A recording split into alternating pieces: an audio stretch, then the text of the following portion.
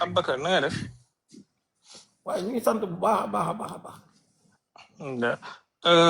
like damay yow pour yow Cheikh Jawahirul Maani dafay wax ci wàllu wahdatul wujud. déjà lii moo njëkk nekk ay fen pas yow li nga wax mais ñoom li ñu fen laay wax ñoom dañoo ñëw ni ma wax li ngay wax ci wahdatul wujud du dëgg ma ni wahdatul wujud dafa am ñu koy firee de façon différente bi ma indi leen ñi ñuy firee wahdatul wujud de façon différente ñu ne ma indil dalil ma indil leen dalil dans le Jawahirul Maani lenn ci li may firi ci wahdatul wujud da ca nekk ak une défense du wahdatul wujud du Muhyiddin Ibn al-Arabi c'est dans le Jawahirul Maani c'est ça que j'ai dit.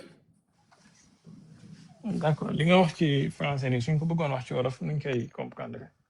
li ma wax ci français moo di nii ñoom dañ doon waxtaan ci wax man dañ doon waxtaan ak man ci wahdatul wujud ma ne leen wahdatul wujud dafa am ñu ko gëmee de façon ñu wuute ñii dañuy saxal ne nekkul di dund dara lu dul dunduk yàlla ji ñii di saxal ni bu ñu demee ba yegg ci yàlla dara nekkatu fa lu mooy yàlla ba tax na ñoom du ñu génn yàlla ji am ñoo xam ne dañu nekk yàlla dafay def tajalliyaat ci mbir ya ba tax na lu ñu jaamu yàlla la ñuy jaamu même buñ ko xamul ñu laaj ma ci ay dalil ma génn leen Jawahirul Maani ñii la demee et ñoom dañoo weddi li ma wax ba noppi bañ maa jox dalil laa chèque ñii laa ko waxee.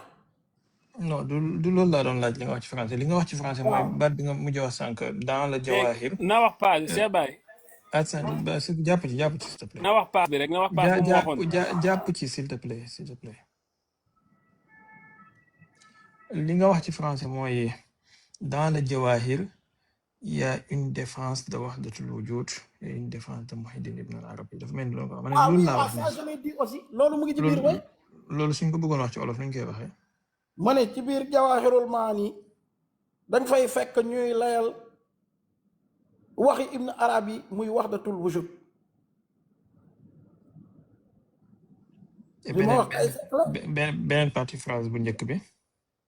beneen partie phrase bu njëkk bi dama wax ni dama ñëw di définir wahdatul wujud. non beneen partie phrase mooy dans le Jawahir il y a une défense de wahdatul wujud. waaw mooy loolu dans le Jawahirul Maani dañ ciy atte wahdatul wujud dañ koy défendre mooy layal. ok voilà dans le Jawahir voilà. donc sama question bu njëkk ba moo doon ndax yow da nga wax ne Jawahirul Maani dafay wax ci wahdatul wujud après automatiquement nga pour kii nga ne ma loolu ñiy wax loolu ay jaxasekat lañu parce que yow waxoo loolu. mais dafa mel ni su dee comprendre na peut-être ma juum mais su dee comprendre na dafa mel ni li nga mujj wax ni dafay confirmer question bi ma doon laaj que ne yow da nga wax ne ci biir Jawahir dafa am waxu wahdatul wujud bu ci nekk. waaw non il faut que tu comprennes ceci. explique-moi. parce que le wahdatul wujud que professe Muhyiddin Ibn Arabi mi nga xam ne mooy bàyyu képp kuy wax wahdatul wujud ni ko Ibn Arabi indee bokkul ak exactement li Jawharul Maani indi. Cependant, une partie de li may wax ci wahdatul wujud en disant que ni il y en a qui disent que yàlla moo def ay tajalliyaat ci mbir ya ba tax na loolee ku koy jaamu dafa mel ni yàlla ngay jaamu j'ai dit loolu partie définition boobu mu ngi ci biir Jawahirul Maani j'ai été très clair d'ailleurs hier quand je parlais avec Ibra Fati j'ai bien démontré que ni la façon de croire au wahdatul wujud nit ñi gëmee wahdatul wujud day wutee léeg-léeg ni ko Ibn Arabi firee ak ni mu koy dundee bokkul ak ñeneen ñu koy firee ak ni ñu koy dundee benn le wahdatul wujud professé par Ibn Arabi mooy benn wujud nekk fi lu dul wujud alxaaliq c'est la négation de toute existence weddi bépp xeeti existence bu dul existence su yàlla te loolu am naa ci ay poème le traité de l'unité avec li mu bind nga xam ne da koo taalifee ku xam sa bopp xam sa borom c'est là j'ai la documentation beneen bi il consiste à ce que ñoo xam ne dañuy taxaw wax ni ñoom kat ay jaamu yàlla lañu mais bu ñuy jaamu yàlla dañuy xëy wuti yàlla ci bu ñuy xëy wuti yàlla dañuy kennal yàlla bu ñu demee nag ba yegg ci yàlla dañu ne léegi nag dara nekkatu fi nag lu dul yàlla loolu aussi c'est une forme j'ai expliqué en clarifiant que c'est une forme de wahdatul wujud. Parce qu'arrivé à ce stade-là, ils font la négation de toute existence. Et existence yàlla rek la ñuy sax laa chèque ci loolu nii laa ko explicité. Voilà, il faut que ce soit clair. Léegi mani dans le Jawahirul Maani, tu trouveras qu'on dit que ceux qui adorent les idoles, qui adorent autre chose en dehors de Dieu, en vérité, ils n'adorent que Dieu à cause du tajalliyat de Dieu dans ces objets. J'ai été très clair. Ensuite, d'autres choses, te fi may daanale mooy dans le Jawahirul Maani, j'ai vu que on a amené le terme wahdatul wujud di ko layal pour dire que ñeneen ñi noo ko comprendre léegi nag daal di indi une explication. Lii moom laa wax ça je le signe, je le tamponne et je persiste. D'accord, ça va être estampillé Voilà. aussi. J'ai été clair. Est-ce que ça a été clair? Bon, c'est pour ma propre compréhension. Donc, je pose des questions pour avoir une compréhension beaucoup plus précise. Voilà, d'accord. C'est pour ça que je t'ai expliqué, j'ai pris mon temps en te disant les différentes factions du wahdatul wujud. Est-ce que tu me permets de poser des questions de précision et de reprécision? Voilà, je te permets. Vas-y. Merci beaucoup.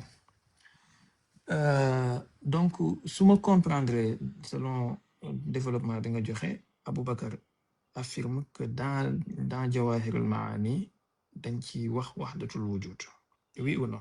Si je comprendrais, je vais déjà développer.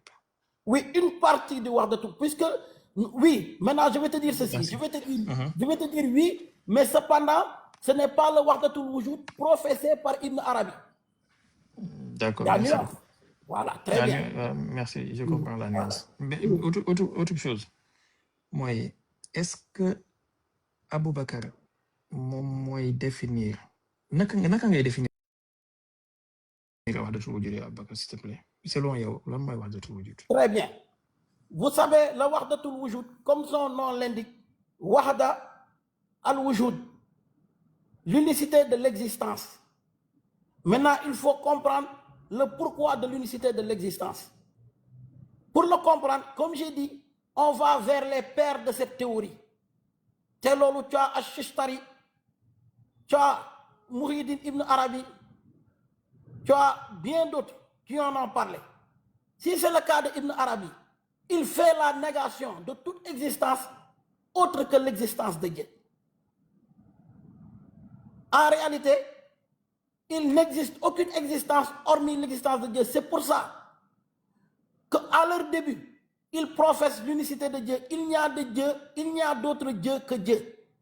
Et à leur arrivée, ils disent en réalité, nous ne disons plus qu'il n'y a d'autre Dieu que Dieu, mais nous disons qu'il n'existe rien d'autre hormis Dieu. Ils vont même jusqu'à la négation de leur propre existence. Ça, c'est le wahdatul wujud professé par Ibn Arabi.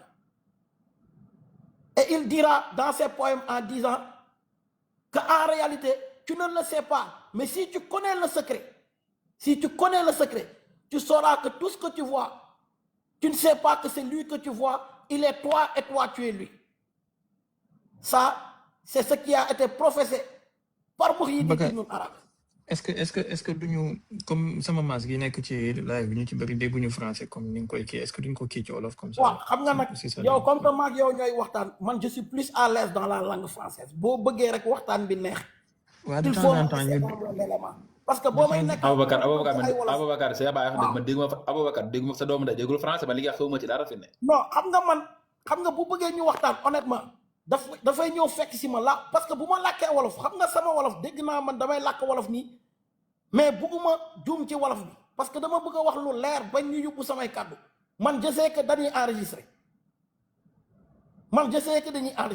moo tax je veux être clair pour informer l'opinion publique, et pour cela il faut me laisser dans mon élément. Mais Aboubakar, puisque yow par exemple mon élément c'est la langue française bi ma jekku.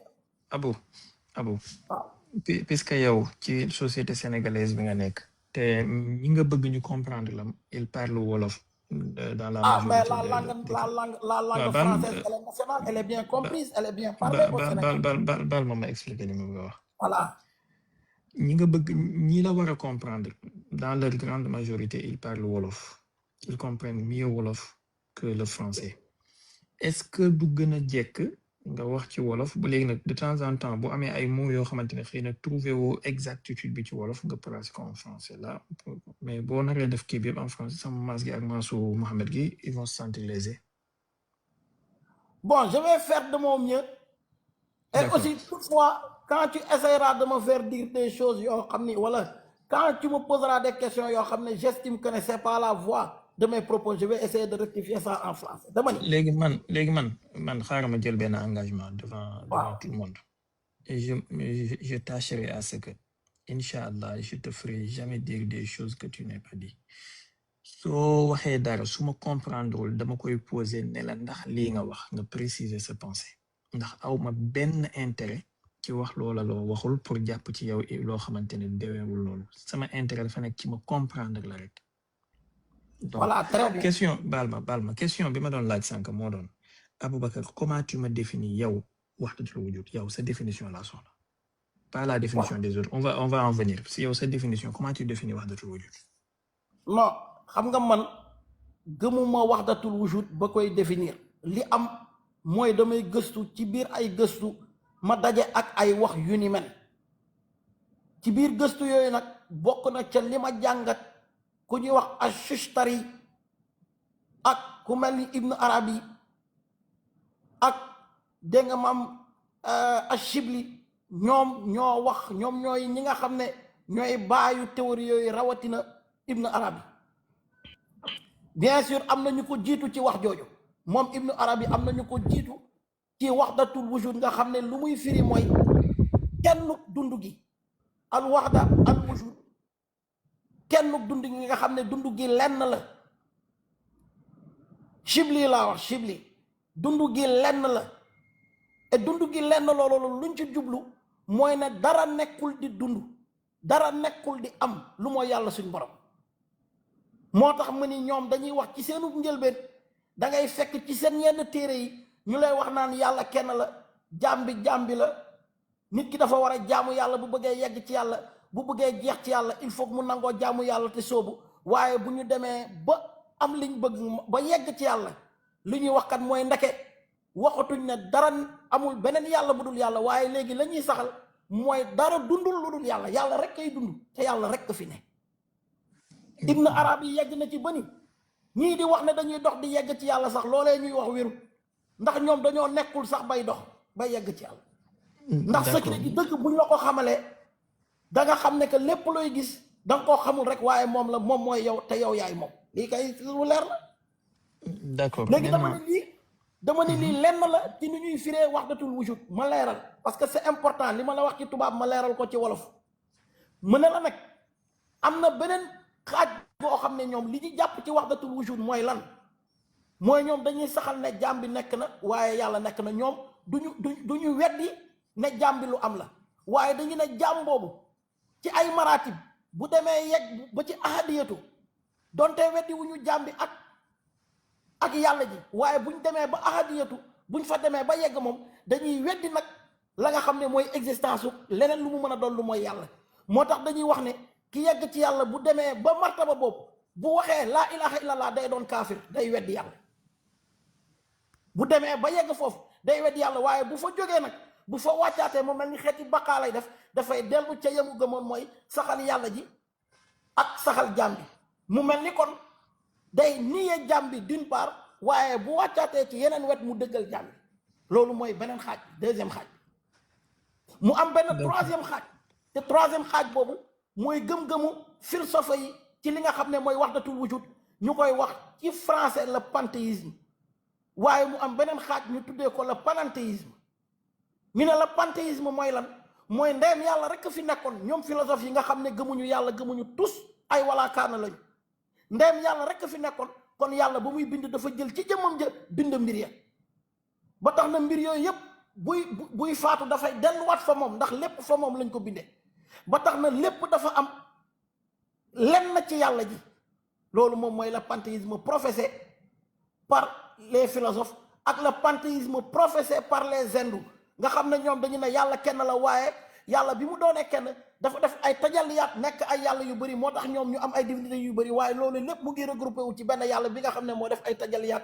ay feeñuwaay ci yooyu la yàlla voilà mu ngi noonu loolu laa xam ci wahdatul wujud. merci beaucoup bon Aboubacar jox nga ma définition li ñuy wax mais ba léegi yow joxagoo ma yow li nga wax te man li nga waxoon laa laajoon ñëwaguma woon ci ñeneen ñi wax léegi li nga commencé sa wax mooy yow gëmoo ko ba koy jox définition c'est pas parce que gëmuñu dara rek duñ ko jox définition parce que taarifu shay'i far'un an tasawwurihi maanaam définir dara ba xam lu mu doon wala noo ko concevoir moo lay mën a permettre nga ne lii moo ci sa position. Par exemple man gëwuma wahhabisme mais am na définition bu ma jox wahhabisme tax gëwuma ko soo ma laajee ci wahhabisme ci sa conception mooy lan ma ne la mooy nangam et intilaqan min hazihi nuqta maanaam à partir de ce point là lii moo tax gëwuma wahhabisme waaye bu doon lépp loo gëmul rek doo am définition pour loolu noonu ça bon mais quand même je me satisfais ci réponse bi nga joxe. waaw mais yow si tu as bu fekkee ne da nga am réponse ci lan mooy wahhabisme dafa fekk nga gëstu ko toogoo rek sa nekk tëju ñu wax la wahhabisme nga dégg wahhabisme rek ne xaaral ma xalaatal leen lan mooy wahhabisme. si tu as pu définir la wahhabisme c'est parce que tu l'as étudié. si tu permets un peu s'il te plaît. voilà non s'il te plaît. waaw d'accord je fais juste une précision en disant que ni si tu as pu toi avoir une idée du wahhabisme c'est parce que tu as analysé les textes du wahhabisme ou tu as entendu des gens qui défendent le wahhabisme parler et à partir de là tu t'es fait ta propre opinion du wahhabisme.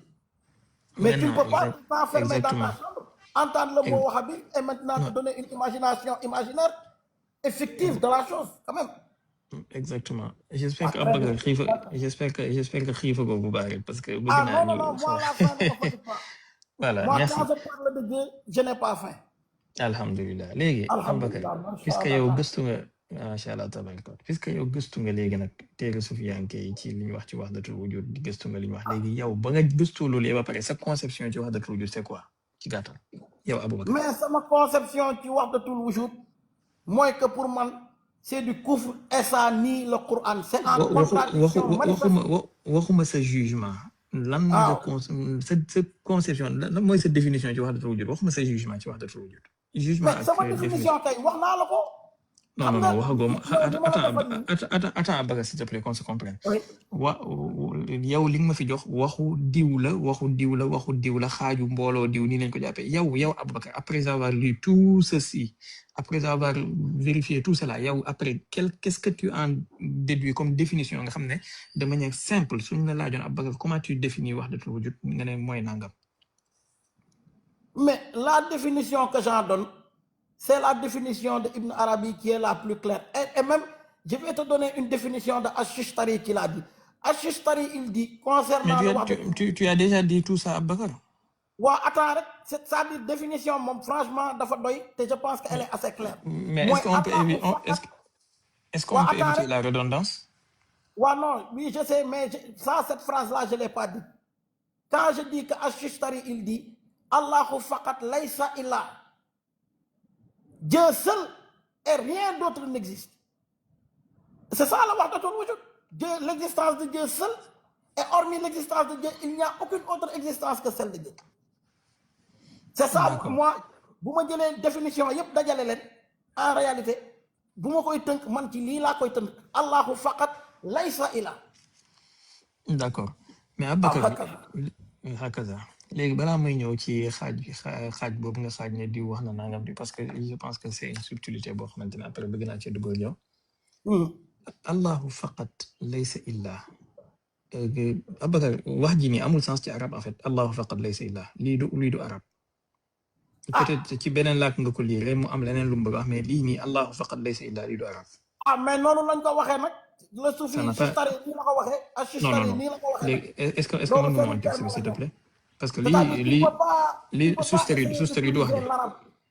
Voilà. Et puis évite ça parce que ça ne sert à rien puisque les soufis eux ils utilisent des termes yoo xam ni linguistiquement mën na bañ a coller à la chose mais non syntaxiquement c'est inintelligible. Toi, s'il te plaît, syntaxiquement c'est inintelligible donc si cette reprends ta crapule-là phrase doit parler, moi je m'en vais. Cette crapule-là, franchement il ne m'intéresse pas. Voilà, très bien pour celui qui l'a descendu. Voilà, mais gis nga Cheikh Baye viens-en au fait. Parce que moi, ce que je dis là, c'est des livres que j'ai lus. Voilà, maintenant, toi, tu vas aller dire à Chistari que tu ne comprends pas arabe. Ça, c'est son problème. Mais moi, je ne fais que dire ce qu'il a dit. Non, Aboubacar. Wallahi, bal ma mal comprendre. Non, non, non, Amoul Benak. Laisse-moi placer un mot. Laisse-moi placer un mot, un peu, s'il te plaît. Voilà, j'estime juste que c'est inutile, rek. Moi, je wax lolo. Non, pourquoi j'estime que c'est utile? Yow mën nga estimer que c'est inutile. Parce que ce n'est pas l'objet du débat. Bon, non, maintenant, on va faire court. Moi, je dis que le Wahdatul Wujud, c'est l'existence de Dieu seul en dehors duquel il n'y a aucune autre existence. Voilà. C'est pour ça que je t'ai dit, laisse-moi m'exprimer en France. Voilà. Très bien. D'accord. L'existence de Dieu seul en dehors duquel, voilà, en dehors de laquelle, en dehors de voilà, j'ai sommeil, c'est normal. Mais toi, tu sais que tu ne peux pas me corriger en français. Abakar, je ne sais pas de te corriger. Man, damay essayer de formuler ça. C'est des détails, toi aussi. C'est des détails. Ouais, c'est des détails, c'est le sommeil. J'ai fait plus de 24 heures de live. Toi, tu sais que je m'exprime en français mieux que toi. Voilà, et ce n'est pas pour autant que je te le montre. Mais quand même, sois humble, toi aussi. L'existence de Dieu en dehors de laquelle il n'y a pas une autre. Parce que j'ai sommeil. Mohamed I, il m'a appelé. Il m'a dit, viens à mon live. Je lui ai dit, écoute, j'ai très sommeil parce que je n'ai pas dormi. Il m'a dit, mais viens quand même. Je lui ai dit, comme que tu es mon ami, je vais monter, mais j'ai sommeil. Donc franchement, il ne faut pas me caler sur des détails. Viens-en au fait. C'est ça l'important.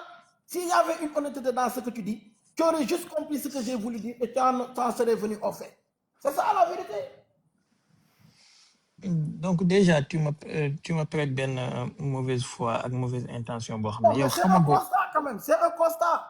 Pourquoi tu campes sur des fautes de grammaire, qui sait que j'ai sommeil? Moi aussi, je ne peux faire que constater les faits. C'est-à-dire, tu as compris ce que j'ai voulu dire. Et toi, tu veux qu'on discute de l'essentiel, mais tu campes sur des fautes grammaticales. Mais il faut arrêter quand même. Quand même, respecte-moi. Si tu ne me laisses pas placer deux mots successifs, Abakar, je ne sais pas ce que je veux dire et ce que je veux dire. Ah non, bon, d'accord, mais je te dis, mais La ilaha illallah. Moi, j'ai sommeil. La ilaha illallah, Muhammad Rasulullah sallallahu alayhi wa sallam. Sallallahu alayhi wa sallam. D'accord. Légui, Abakar, man essayé de la corriger. Dama essayé de formuler man li ma bëgg wax de la manière la plus simple et de la manière la plus stricte possible. Loolu la doon essayer def. Manam c'était pour ma propre qui quoi en fait, mais pas pour yow. Légui so ma déglu won bama yeggal dama nan la Aboubacar légui suñu jëlé li nga wax moy wahdatul wujud moy l'existence de Dieu en dehors de laquelle aucune autre existence n'existe. Manam Yalla rek mom mo fi nek. Légui en quoi cette définition Aboubacar et koufranique, shirkanique, selon cette terminologie. En quoi cette définition sort de quelqu'un de l'islam?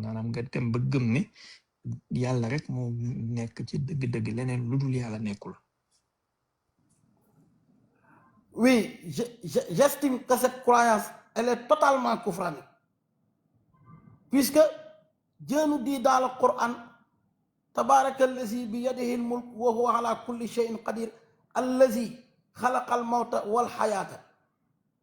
Quand Dieu nous dit que c'est lui qui a créé la mort et la vie, nous savons en toute vérité que l'existence de Dieu n'est pas une affaire créée, ni que son existence est venue à l'existence à un moment donné. Mais son existence, on ne dit même pas que Dieu existe, mais on dit que Dieu est. Il est l'existence en elle-même. Alors, si on accepte qu'il n'y a d'existence que l'existant, donc ça veut dire que notre existence aussi, elle est métaphorique par rapport à la sienne. Alors que Dieu nous dit que notre existence a été créée et que cette existence-là, elle est déterminée dans un temps connu par lui dans le Lawhul Mahfouz. Donc, il n'y a pas que Dieu qui existe. Le prophète sallallahu alayhi wa sallam nous a dit « Kana Allahu wala shay'an ghayruhu » Dieu était et rien avec lui. Et quand Dieu était et rien avec lui... Wolof, Aboubacar Wolof. Waaw.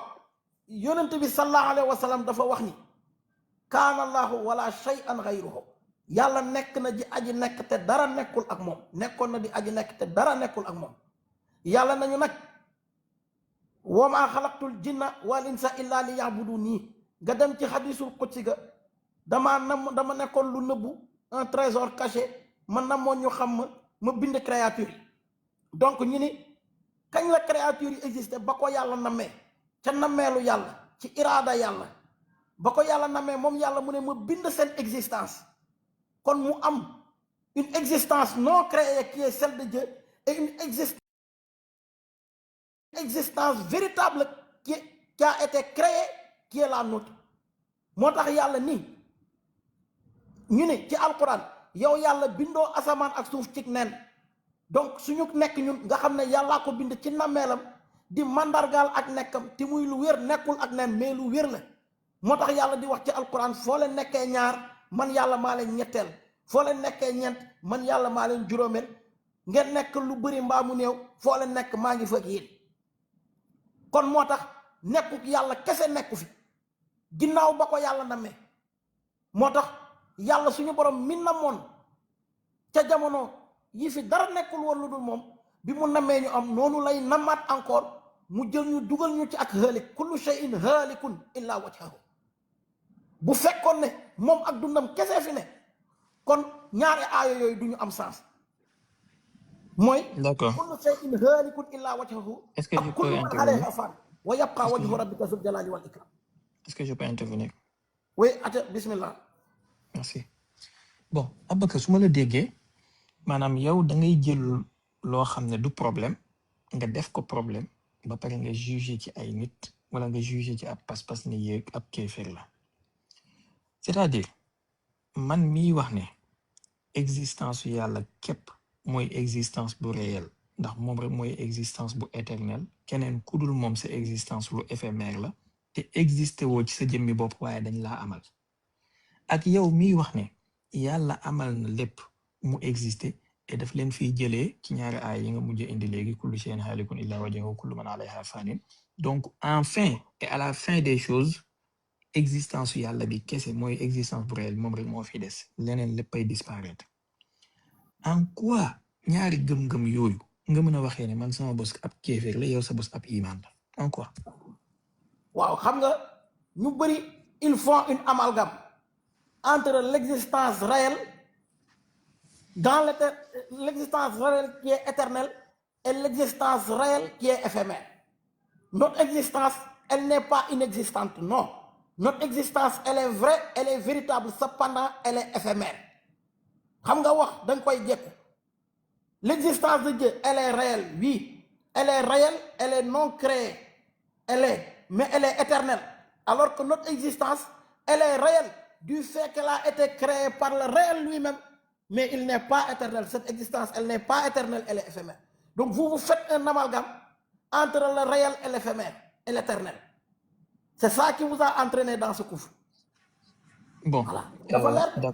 D'accord. Maintenant, balaa may jàll ci beneen affaire li nga daanele léegi c'est ça qui vous a entraîné dans ce couvre.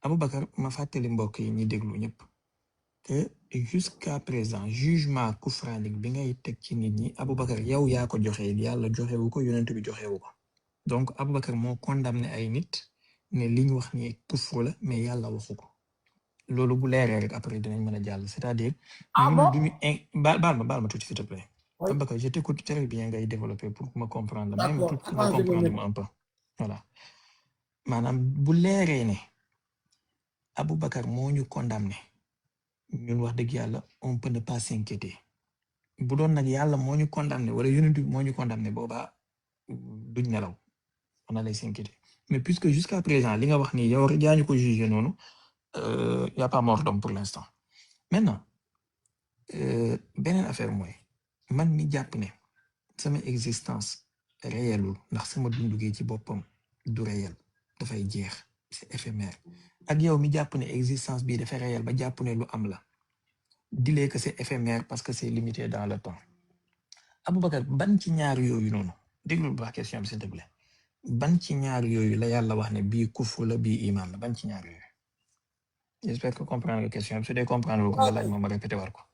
J'ai très bien compris et d'ailleurs je vais vous donner la mauvaise nouvelle que Dieu dit que quiconque nie l'existence de ces choses existentielles qui sont réelles et non irréelles, elles sont réelles et non irréelles, bien que éphémères. Allahu Akbar. Subhanallah.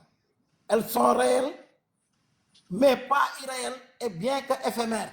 Yàlla nee na ku ko weddi danaa la yóbbu safara, c'est le cas du paradis. Celui qui ne croit pas aux anges, dont leur existence est réelle, mais certes éphémère, Dieu te condamne à l'enfer. Amana rasulu bima unzila ilayhi min rabbihi wal mu'minuna kullun amana billahi wa malaikatihi.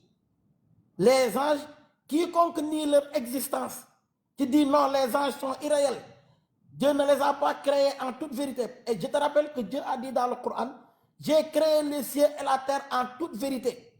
À cela, ma ajouté ci aaya bi nga xam ni yàlla da ciy wax ni ci biir Al-Coran où les croyants vont dire, oh Dieu, tu n'as pas créé les cieux et la terre en vain, bâtil.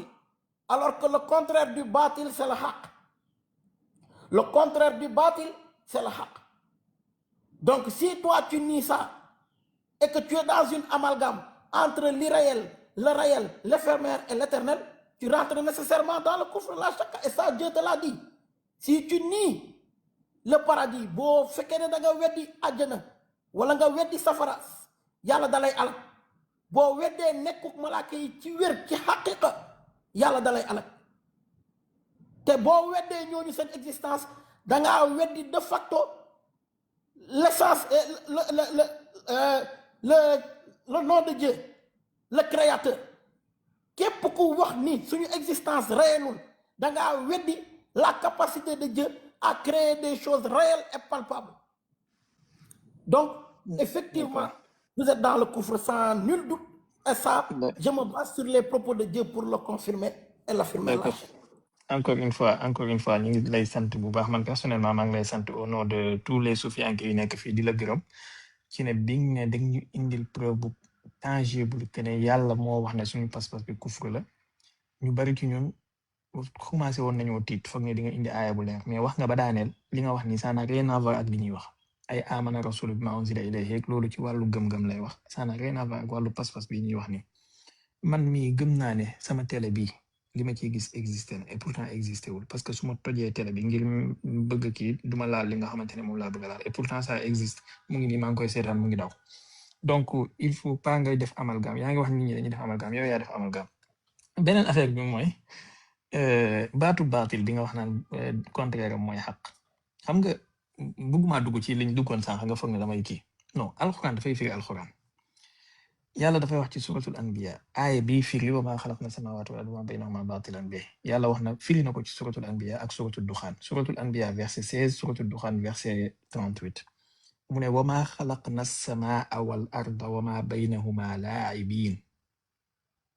Suratul duxaan tamit wa maa xalaqna samaawaati wal arda wa maa baynahumaa laa'ibiin. Maanaam baatil bi fii foo lay tekki maanaam ndax da ngeen a foog ne yàlla daf leen a créé pour ay caaxaan maanaam yàlla du fo. Yàlla foowul en fait dafa am but bu tax mu bind lim bind donc du ay fo mooy leneen mu waxoon fële tamit ci aaya bu mujj ba afa hasibtum annamaa xalaqnaakum abathan wa annakum ilaynaa laa turja'uun fa ta'aala Allahu al-malikul haqq. waaye loolu tegtalewul maanaam loolu dàquwantewut ak ñun suñu existence bi du existence bu réel parce que à la fin existence bu réel venons-en ci définition des termes. Le mot réel naka nga ko concevoir yow ak le mot réel man su ma ko waxee naka laa concevoir man mën naa jàpp ne le mot réel su ma ko waxee mooy seul loo xamante ne du varié loo xamante ne lu xew mu ngi fi moo fi nekkoon balaa dara nekk fi te moo fi nekk bu fi lépp jógee loolu mooy lu réel selon man. Yow mën nga jàpp ne lu réel selon yow mooy lu ñu mën a laal wala lu ñu mën a joxoñ baaraam même bu fekkee ne c'est limité dans le temps. wuutee la ci définition moo réel yow bu boobaa man ak yow et doo am droit ne ma man li ma gëm kufru la comme ni nga xamee ne man duma am droit ne la yow li nga gëm kufru la bis boo ko joxee sa bopp nag jox attribuer sa bopp droit que ne li ma gëm waaw man tamit mën naa am attribuer sama bopp droit ne li nga gëm kufru la. bu ñu jàppee ne yàlla wax na ne lépp lu fi nekk daf fiy jógee te yow cité nga ko yonent bi ne yàlla moo fi nekkoon ba fi dara nekkul kon amul lenn lu fi nekk lu fi amal boppam réellement yàlla rek moom la am bi nekk amul dëgg. Sufiyanke yi suñu waxee loolu Aboubacar yow nga ñëw dañ cee déggee wahdatul wujud. Maintenant question bi ma la fii laaj mooy baatu wahdatul wujud ñaari baat yi ci arab soo ne al wahdatu nga ne al wujudu comment tu as fait pour déggee ci ne wahdatul wujud mooy ne existence yàlla kese moom moo réel di la fàttali nag y a une grande différence entre baatu al wujudu ak al mawjudu yaakaar naa xam nga ko su ma ne wahdatul wujud ak su ma ne wahdatul mawjud li muy tekki bokkul et dafay nekk njuumte lu rëy ma wax baatu wahdatul wujud en arabe mais définition bi ma koy jox en wolof mu nekk définition wahdatul mawjud boobaa amalgame lay doon léegi ci baatu wahdatul wujud comment tu as fait pour comprendre ci ne existence yàlla kese moom mooy existence bu réel yeneen existence yëpp kii maanaam fan la mën a dugg ci baat bi foofu merci.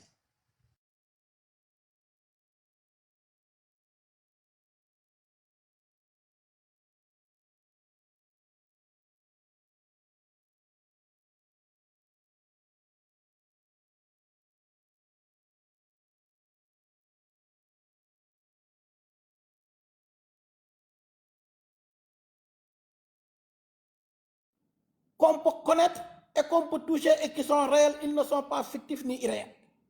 Vous savez, vous êtes toujours dans la philosophie, finalement, elle va vous tromper et vous noyer.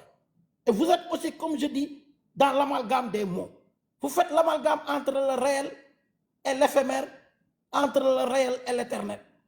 Vous êtes dans cet amalgame-là. Mais le terme bâtil, personne ne pourra nier ici. Je vous mets au défi qu'il ne peut pas signifier quelque chose d'illusoire ou quelque chose de faux.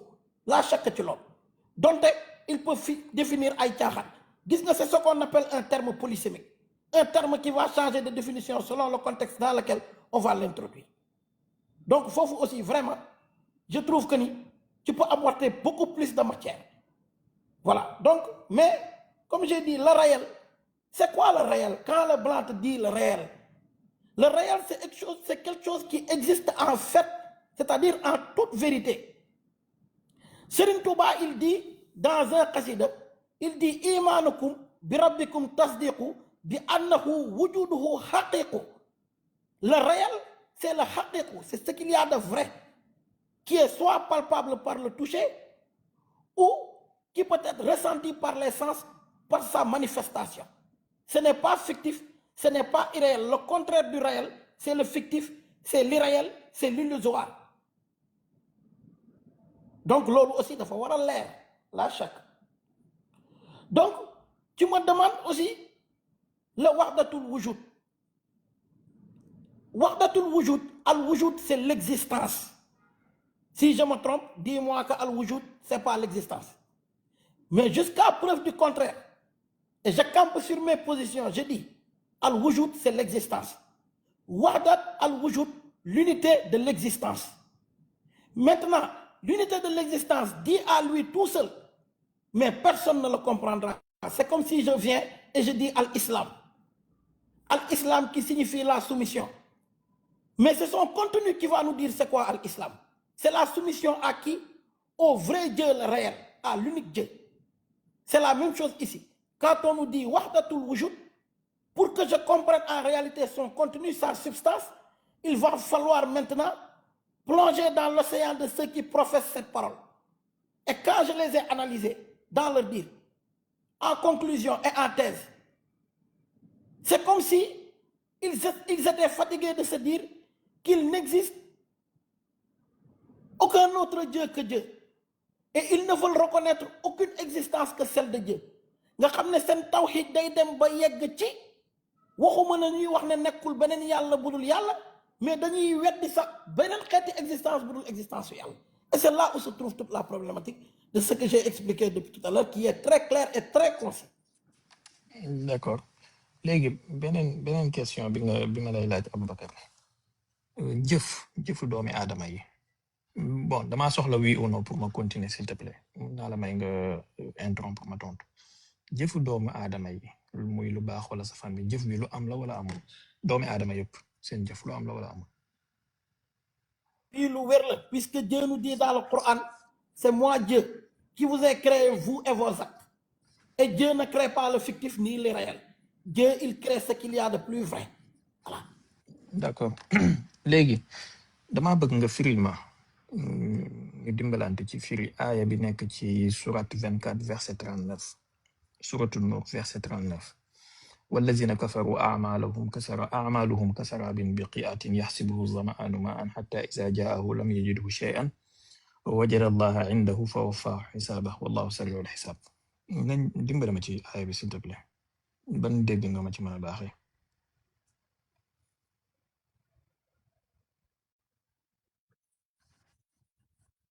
39.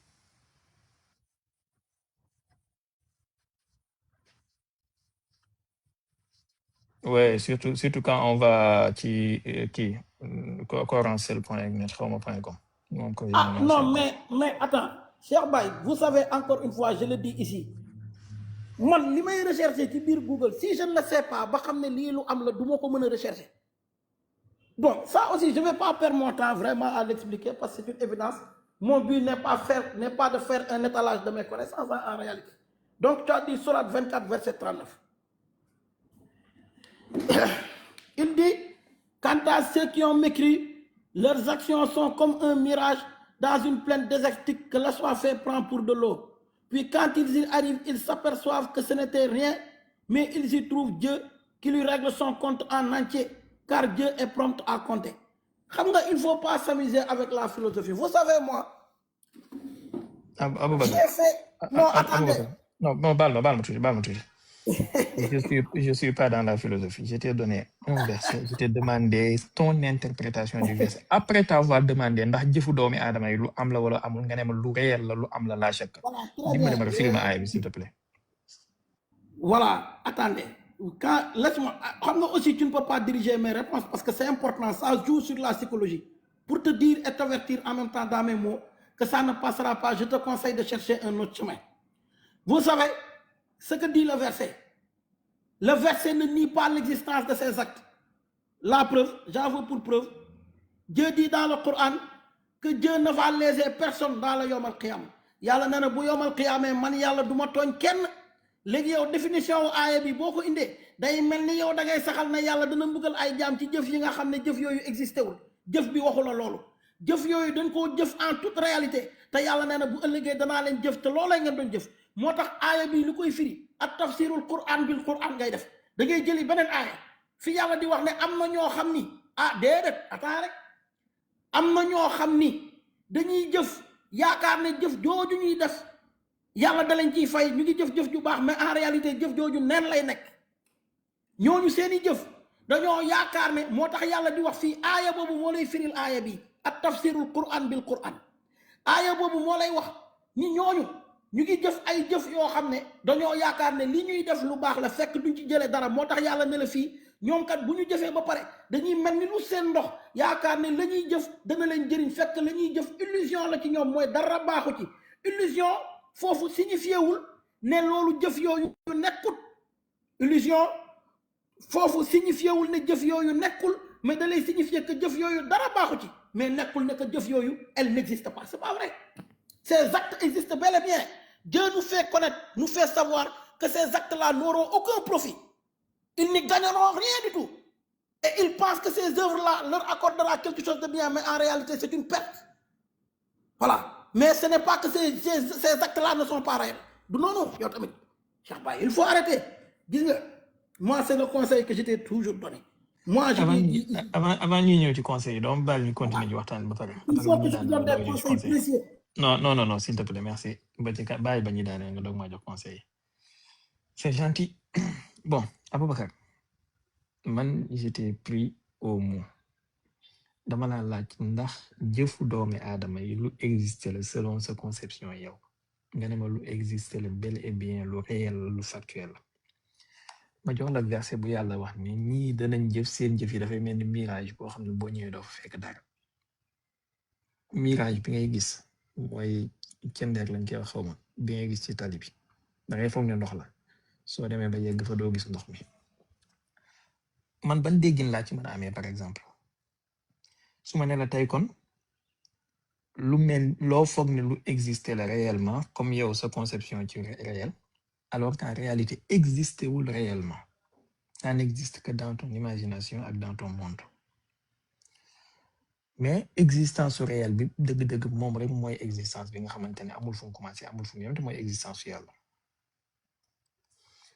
léegi nag dugguñu ci ay ku jëf danañ ko fay wala duñ ko fay loolu beneen buntu la c'était juste pour te donner un exemple que ne am na looy mën a jàppee lu réel te du nekk lu réel directement et ci dëgg-dëgg léegi wax nga ci affaire télé bi ma joxe comme exemple wala image yi ma joxe ci télé bi comme exemple mais da nga fàtte préciser que ne duwul ne image yëpp yi jàll ci télé wala duwul ne lépp lu ñuy gis moom la ay acteurs joué am na lu ñuy wane ci télé duwul ne ay acteurs ñoo ko joué te ça n'a jamais existé dans le réel bon bàyyi loolu sax sa téléphone bi même ça c'est des vraies personnes ñoo nekk ci ginnaaw loolu. Ces images-là ne sont pas nées du néant. C'est des vraies personnes qui les ont créées. Aboubacar xaaral tuuti s'il te plaît. D'accord non je préciser rek. xoolal li ngay wax nii daf lay gën a dugal parce que quand tu dis que c'est des vrais waa xaaral s'il te plaît Aboubacar. D'accord je ferme mon micro. Merci beaucoup c'est gentil. soo waxee ne c'est des vraies personnes ñoom ñoo nekk derrière ñoo ko créé mais ça rejoint li suufiyanke yi di wax que ne existence bi yëpp benn existence bu réel képp moo nekk ci ginnaaw mooy existence yu yàlla bu dul woon ak existence yu yàlla bu réel boobu existence yu fictif yi duñ mën a am yow ak suufiyanke yi yéen a bokk lu ngeen di wax ba pare nga leen di yéeféerloo Aboubacar njëkk la yéeféerloo sa bopp ba pare. non comprendre ba attends s'il te plaît Aboubacar laisse-moi d'accord prends note Aboubacar prends note quand tu prends la parole. Je vais te dire pourquoi c'est du kufr. Merci beaucoup prends note soo daanelee nga saaga ma nga yéeféerloo ma amul problème mais prends note s'il te plaît Aboubacar quand tu dis que li ñuy wone te amul existence bu réel dafa am de vraies personnes yu nekk derrière ñoom ñoo ko amal ça rejoint li suufiyanke di wax que ne existence bii nga jàpp nii ne moom mooy bu réel benn existence bu réel képp moo nekk ci ginnaaw moo ko amal te moom mooy existence yu yàlla su dul woon ak existence yu yàlla dëgg-dëgg googu existence yu fictif yu éphémère yu doon léegi yow naka ngay waxee loo xamante ne yow ak ñi yéen a bokk lu ngeen di wax da ngeen a bokk lu ngeen koy waxee nga jox sa bopp droit yéeféer loo leen yow nga seetal sa bopp Aboubacar léegi bref duwut ne loolu kese laa la mënoon a jox comme exemple mën naa laa jox exemple ba sa touche téléphone yi ngay laal nga xam ne duwut lu exister ci réalité waaye ab doomi aadama bu exister ci niveau bu supérieur irréel boobu noonu moom moo def ay algorithme ba amal ko nga mën a bës lii mu joxe lii nga bës lii mu joxe lii léegi doomi aadama boobu nag existence am boobu nga xam ne moo supérieur existence su téléphone bi wala ordinateur wala whatever dafa am beneen existence bu supérieur existence su doomi aadama boobu ci réalité te mooy wala existence bu mbindeef moom ci réalité te mooy existence su yàlla lii képp la suufiyanke di wax kene la lépp loo gis mu amam gi munta amal boppam qaa'imun bi zaatihi amuk yàlla gi képp moom mooy am boo xam ne qaa'imun bi zaatihi la dès lors que ceci est le cas kon lépp lu nekk mën nañ koo jàppee lu ñàkk maanaam yow soo dëkkee ci benn kër boo xam ne danga koo loué kër gi moomoo ko waaye mën nga tuddee sama kër majaazan sa kër la waaye moomoo ko parce que jëndoo ko danga koo loué di ko fay bis day ñëw nga toxu dem ci kër bi nga moomal sa bopp wala nangam ak nangam donc moom gi nga moom kër googu noonu du moom bu réel léegi suñ ne la sa moom bi nga moom kër gi existé na mais existé wul parce que kër gi sa kër la yaa ko moom maa ngi dem kër Aboubacar ngay wax maa ngi seeti Aboubacar mais kër gi Aboubacar moomul ko dans la réalité parce que du titre foncier am est-ce que c'est compliqué à comprendre c'est pas difficile à comprendre. C'est une nébuleuse. amul xoolal s'il te plaît amul problème Aboubacar xoolal te di la ñaan boo muñee ba pare. mais si c'est trop long je vais perdre le fil conducteur parce que j'ai sommeil. mais yow tu prolonges plus que moi Aboubacar. waaw d'accord. waaw léegi muñal ma tuuti rek. d'accord.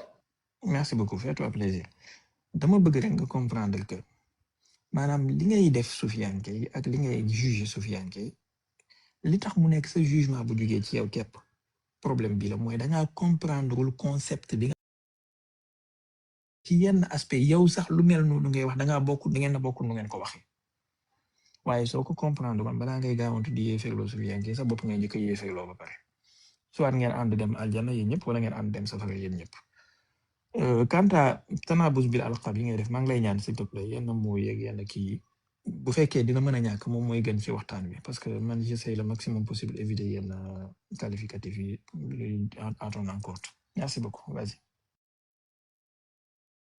D'accord. Donc d'abord, je vais démonter de toutes pièces, d'abord l'exemple que tu as donné selon lequel qu'il y a des créatures que nous les humains nous pouvons créer des images fictives. Elles n'existent pas dans la réalité. D'ailleurs, c'est pour ça qu'on dit qu'elles sont fictives.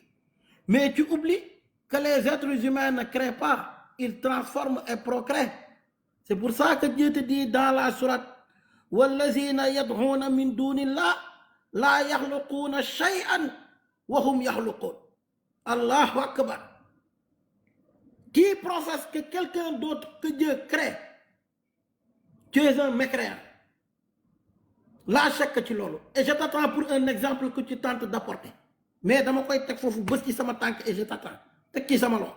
Mais je dis, quiconque dit qu'un être à lui seul, sans la permission de Dieu, il peut donner vie à quelque chose et que nous, ce que nous créons comme matière fictive, c'est une existence réelle. D'ailleurs, quand on dit fictive, moi, ce n'est pas une existence réelle. Donc, automatiquement, je balaye ça du revers de la main. C'est-à-dire, une fois que nous savons que nous, ce que nous créons à travers les ordinateurs, et aujourd'hui à notre ère, à travers les IA, etc., c'est des choses fictives et illusoires. Donc, lolo, elles ne sont pas réelles. Donc, alors que Dieu, lui, il crée en toute vérité et en toute réalité. Donc, lolo, donc, si je reviens à l'exemple que tu as donné, Dieu dit, وَالَّذِينَ كَفَرُوا أَعْمَالُهُمْ كَسَرَابٍ. Comme, c'est comme. Dieu n'a pas dit que c'est irréel. Déedéet, yàlla waxula que c'est irréel. Yàlla daf la ni ñi nga xam ne dañoo weddi yàlla seeni jëf dafa mel ni yàlla da koy misaalee benn mirage boo xam ne ñoom lan lañ ci bëgg dañu yaakaar ne bu ñu demee dinañ fa fekk ndox lan mooy ndox jëriñ la parce que ça s'adresse à des bédouins qui sont dans le désert et qui ont nécessairement besoin d'eau. L'eau qui est une source indispensable et vitale à la vie. Donc leurs œuvres, en le faisant, ils pensent qu'ils vont en tirer profit, alors qu'ils ne trouveront pas l'eau qui peut les profiter, mais ils trouveront Dieu qui leur réglera leur compte. Je vous ai dit, en matière du Coran, j'ai le barakatul Coran, là, ça ne passera pas. Quiconque tente ici à essayer d'inverser le Coran, il me trouvera debout, tel un mujahidin de Dieu. Donc, c'est pour ça que Dieu dit, Ayabi Lukoy Firi, à tafsirul Coran bil Coran. Je t'envoie à la sourate 18, verset 104. Allazina dalla sa'yuhum fil hayati dunya wa hum yahsabuna annahum yahsibuna sunhan. Dieu il dit, ceux dont l'effort dans la vie présente s'est égaré alors qu'ils s'imaginent faire le bien.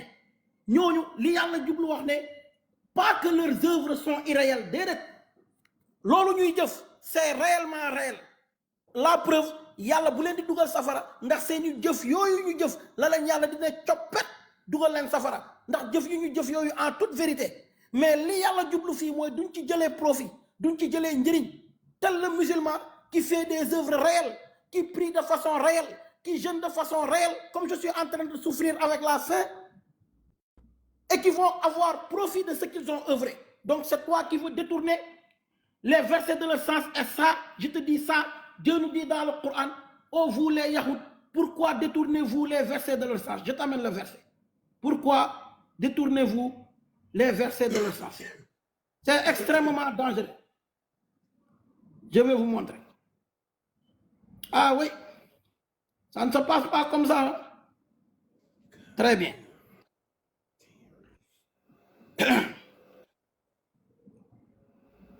D'accord. En attendant, je vais continuer, en attendant que je sorte le verset. Pourquoi détournez-vous les mots de leur sens? Moi, mais c'est impossible, puisque le Coran est la vérité. La chaque chose. Donc, on va continuer avec le Wahdatul Wujud. Notre existence, elle n'est pas irréelle. Notre existence, elle est bel et bien réelle. Elle est factuelle, elle est vraie. Cependant, elle est éphémère. Notre existence qui est réelle,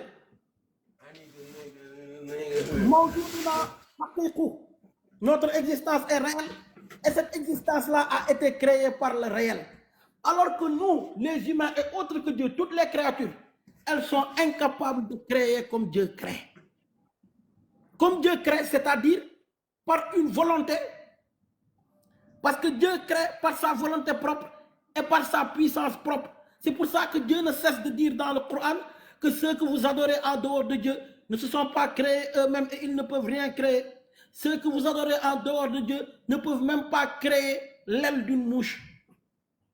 Donc c'est très clair. C'est toi peut-être qui ne comprend pas le Coran ou bien qui a une foi biaisée et qui essaye de l'articuler ou bien de l'arrimer avec le Coran et ça ne peut pas passer.